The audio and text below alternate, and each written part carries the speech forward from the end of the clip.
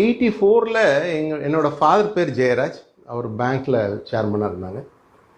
84ல் ஒரு March April இருக்கும். அந்த சமயத்தில் எங்கள் ஃபாதருக்கு வந்து இடது கண்ணில் வந்து ரெட்டினா பக்கத்தில் ஒரு பிளட்டு கிளாட் ஆகி அவருடைய இடது கண்ணோட பார்வை கம்ப்ளீட்டாக போயிடுது.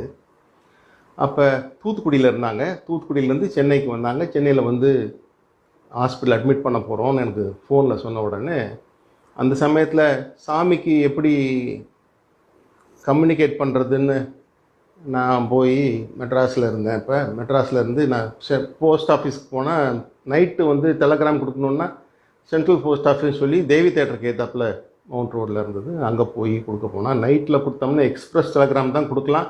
ஒரு வார்த்தைக்கு 16 ரூபான்னு சொன்னாங்க.